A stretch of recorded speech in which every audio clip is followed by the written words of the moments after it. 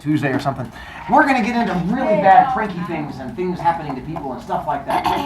We finished Shadow Club in a week, and then we get to move on to other things. Library visit tomorrow, and it'll be at the very end of class. We have stuff before that. And I have updated Skyward with your quiz grade from yesterday, and the homeworky grade are all on it. So there, I have one kid left working, but he's busy doing that, and we'll open the door for him in a moment when I start reading. So as far as the quiz goes, overall it was decent. There were a handful of questions that we struggled on that I'll go over with you, but most of them you guys did well on. I'll even tell you what our percentage of kids getting it right was.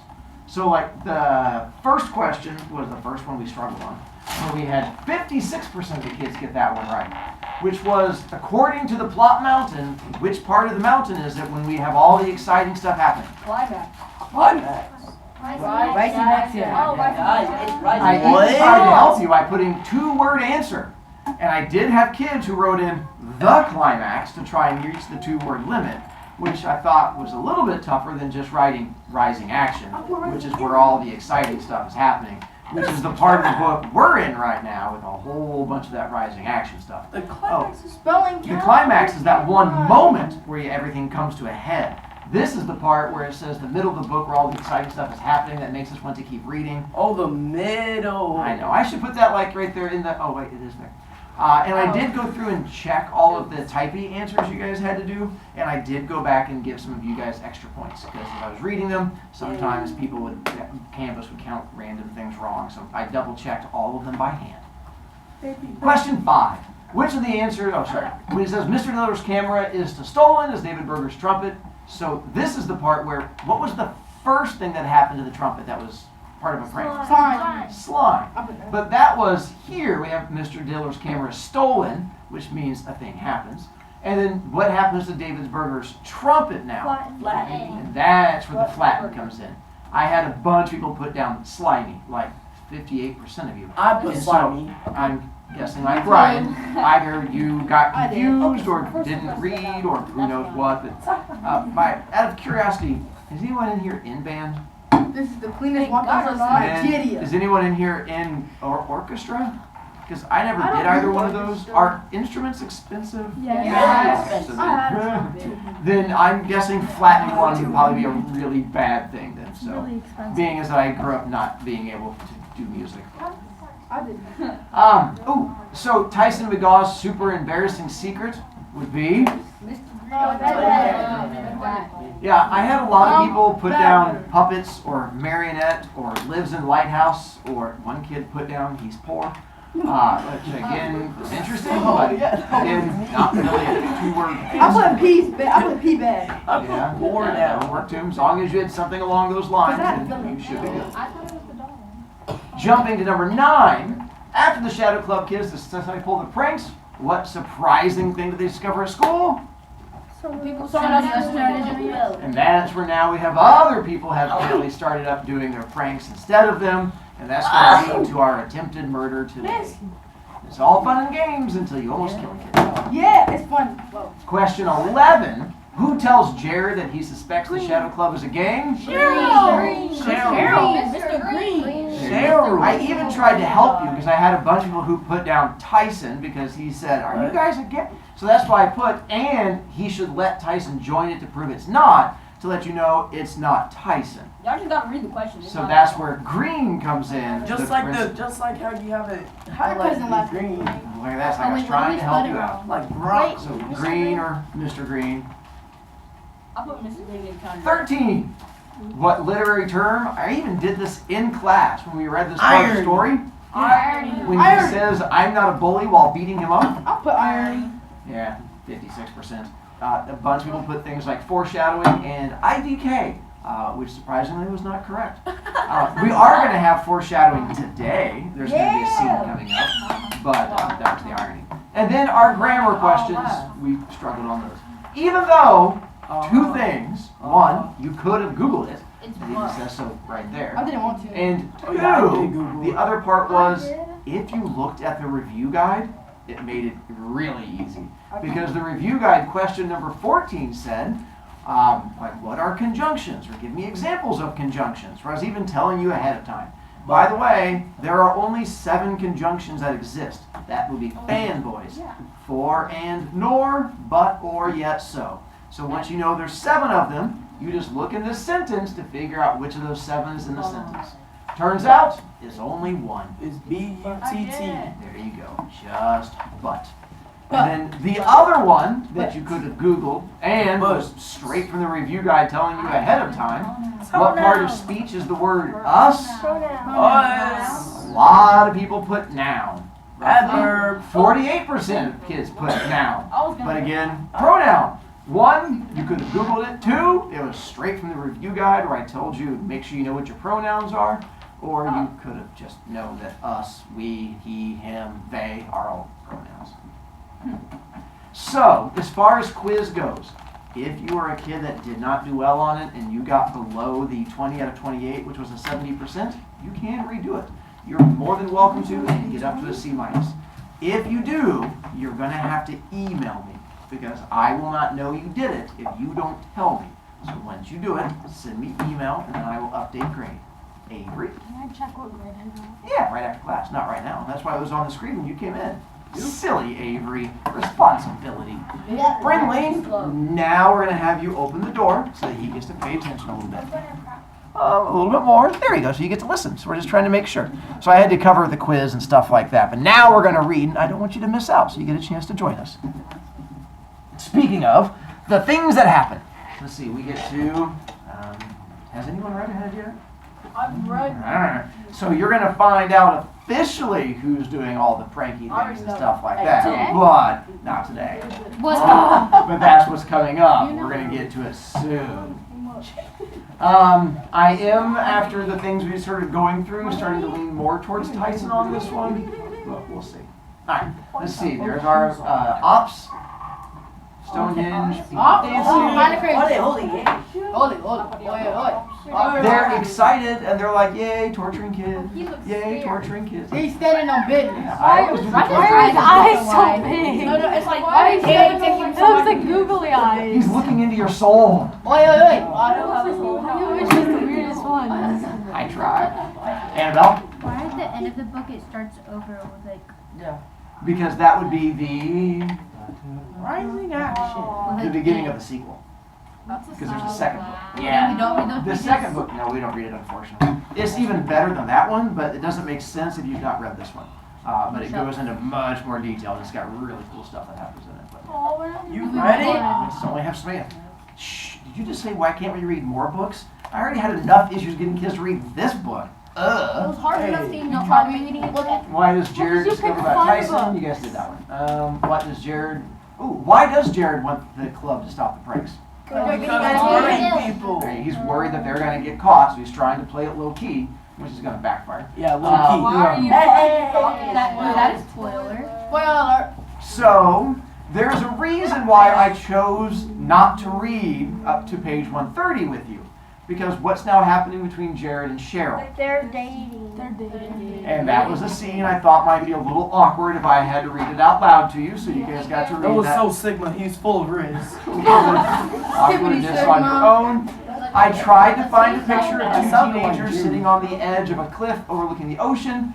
This was as close as I could get. Oh! I tried to go adorable, and that was my little adorable. There's your It's makes Jared and your Cheryl. Tails twins.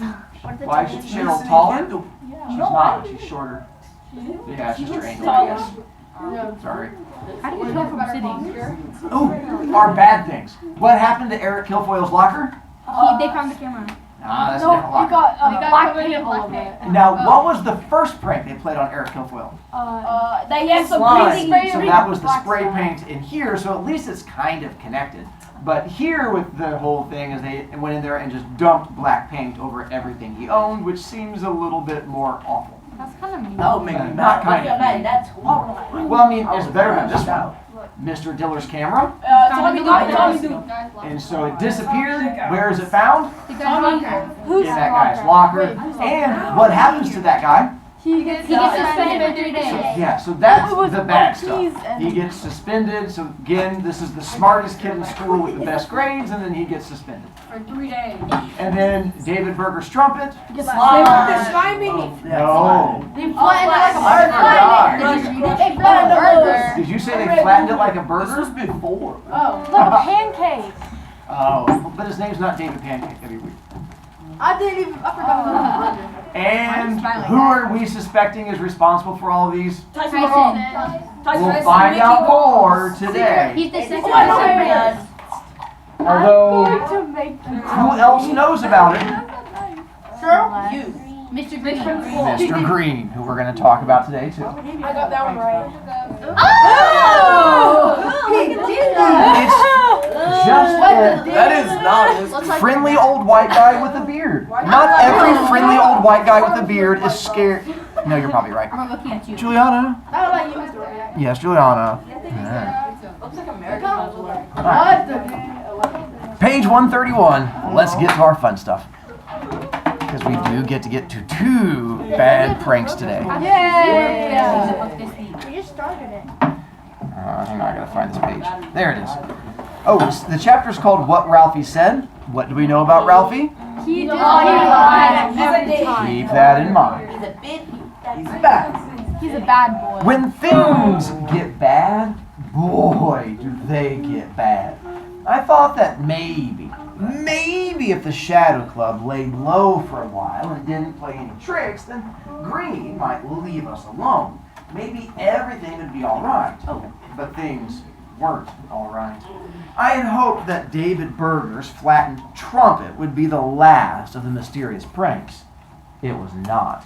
Someone was terrorizing the Unbeatables. Someone who didn't care how much the Unbeatables got hurt or how much property was destroyed. And this person, whoever it was, thought they could get away with it by blaming the Shadow Club. There was only one person who knew enough about the Shadow Club to do that. Tyson McGaw. Foreshadowing. I say we give him what he deserves, said Randall, as we sat around Stonehenge at our next meeting. Yeah, said Darren. We should beat the daylights out of him and then force him to confess. And then get him expelled from school for it, added Jason. Everyone else agreed. No, we have no proof. We can't do anything like that yet. What other proof do we need? Asked Abby. He's the only other one who knows about the club. It has to be him. We can't do anything yet, though.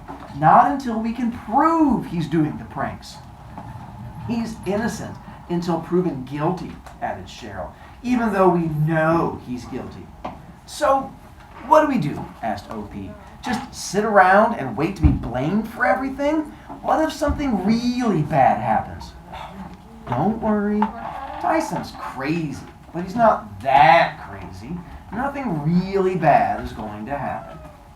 Boy, was I wrong. What? So what's that an example of?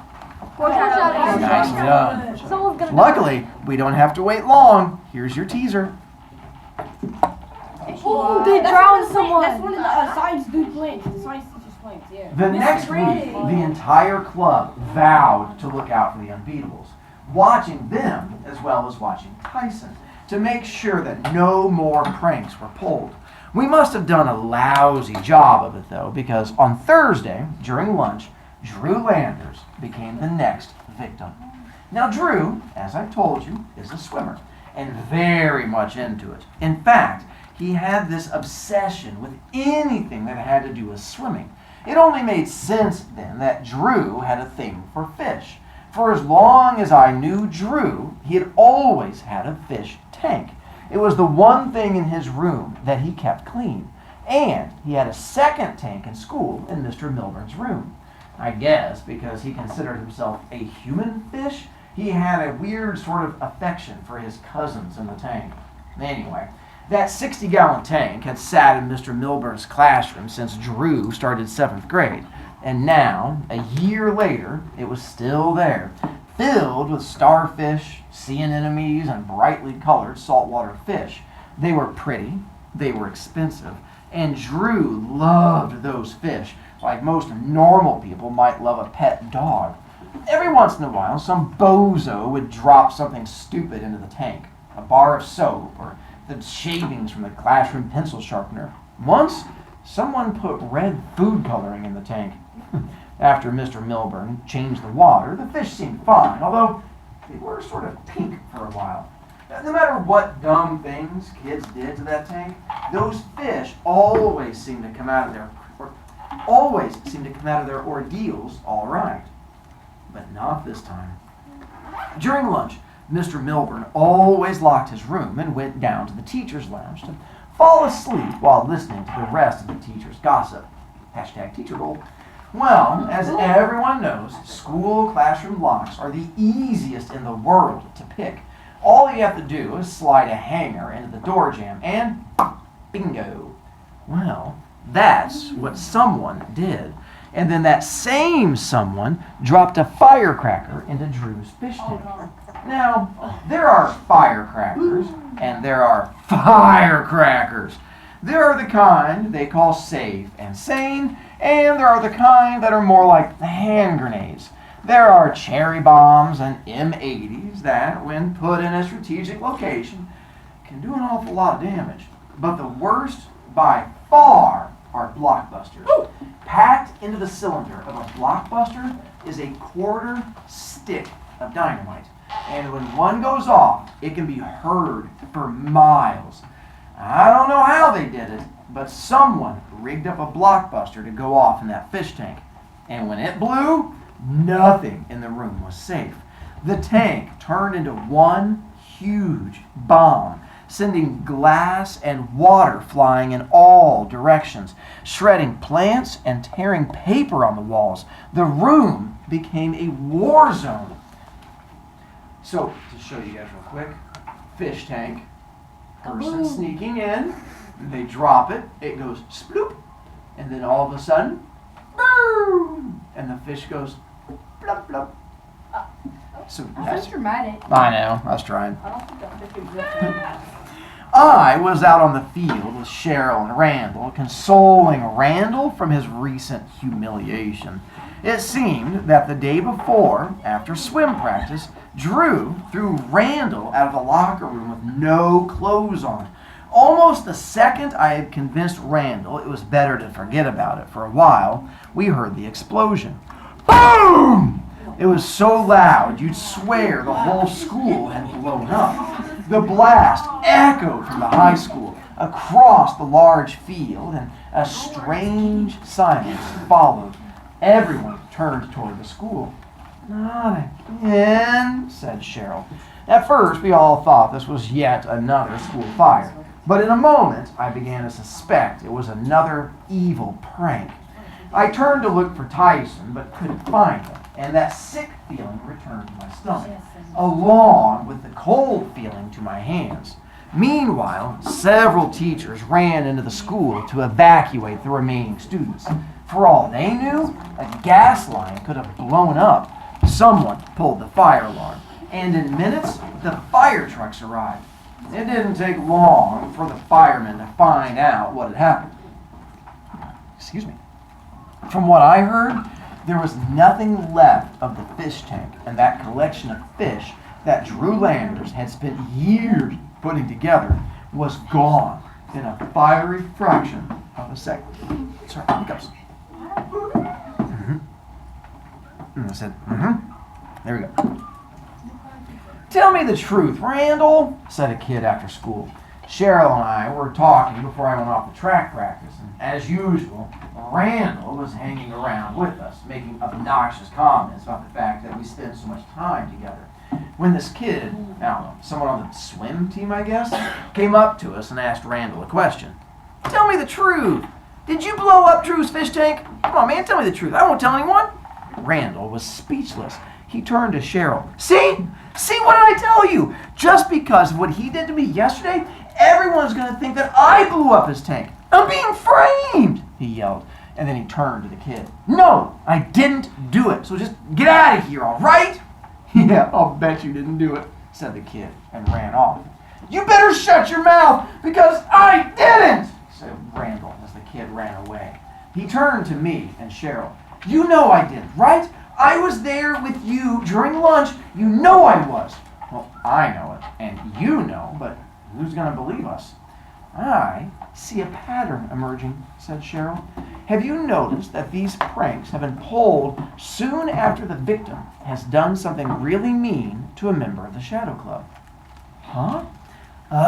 Think about it, blimp brain, said Cheryl to her brother. Eric Kilfoyle's locker was filled with paint the day after Darren nearly got into a fight with him. Darren told me about that. David Berger's trumpet got run over the day after David was chosen to play for the high school band again. And he made Jason feel miserable about it. Tommy Nichols had just beat out OP for a place in the district science fair before the camera incident. And now Drew's fish tank explodes the day after he threw you out of the locker room naked. Someone is definitely trying to frame us. Exactly. And if anyone finds out about the club, then we're going to be the prime suspects. We're the only ones with motives. We're already suspects because someone already knows about the club. Cheryl and Randall turned to me with that end of the world look in their eyes. Green knows? I don't think he knows what we've done, but he knows about the club, and I'm sure he suspects us. Until then, I hadn't told anyone. How? Asked Cheryl. Tyson told him. I'm sure of it. Tyson, said Randall, with a hiss in his voice that made him sound like a snake. I told you he was behind all of this. He has to be, said Cheryl. I'll bet we can prove Tyson blew up the fish tank, said Randall. Fingerprints or something? And then another voice entered the conversation. I saw him do it, said the voice. We all turned around, and standing there, braces, freckles, curly hair and all, was Ralphie Sherman. You're talking about the fish tank, right? Said Ralphie. Well, I saw Tyson McGall blow it up. We were all quiet. Ralphie blew a big, fat, bubblegum bubble. It popped in his face, sticking to his eyebrows. He peeled it off and popped it back into his mouth. It's true. I was in the classroom. I saw. How could you have been in the classroom? You would have been killed by the exploding tank, Cheryl said. Well, I mean, not like in the classroom, but looking into the window. I saw Tyson do it, though, honest. But I saw you in the field when it went off, Ralphie, said Randall. Darn right I was. I wasn't going to hang around if a blockbuster's about to go off. I left as quickly as I could. We all looked at Ralphie. Ralphie Sherman, who couldn't pass a true or false exam because he didn't know the difference. Should we believe this? Ralphie blew another bubble, this one bigger than his whole head, and when it popped, it stuck to his hair. He peeled it away and then shoved the gum back into his mouth. You know what? They said. I believe him. Me too, said Cheryl. So do I, said Randall. Ralphie's eyes lit up. You do? Really? Honestly, truly, you believe me? Yeah, I said. Ralphie smiled and skipped off towards his bus, the happiest boy in the world. Do you guys believe Ralphie? No. So then why do you think they believe Ralphie? Because they're desperate. That's what they want to hear. I believe Ralphie for one reason. It's because when he's like made rumors about Tyson McGall and like how he was like touring at I think one of the rumors Was like axe murders, I think was his rumor. or something like that. Yeah. Axe bodies. Jaden. Can I bring this to my friend Ryan? Yeah, that's fine. It's just the chapsticky stuff. That's fine. I'm hit. We didn't get a oh, I have another picture for you. We did not get a moment's rest that day. For only 30 seconds after Ralphie went skipping away, we turned to see a commotion at the school's front gate. Hey! Yelled Martin Bricker to anyone who would listen.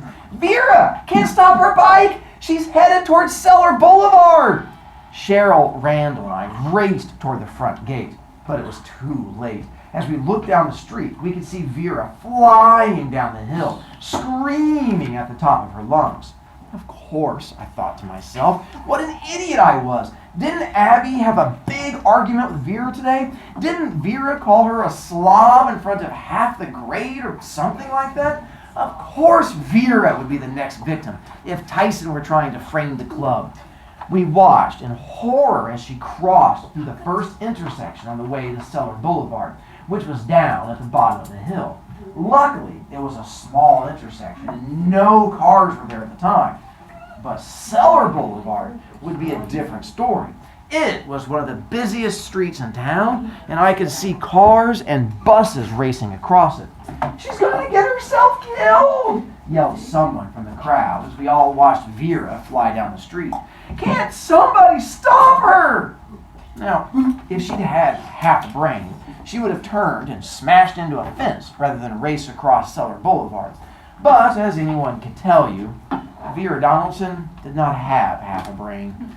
In seconds, she came up on Cellar Boulevard and went flying out into the middle of traffic.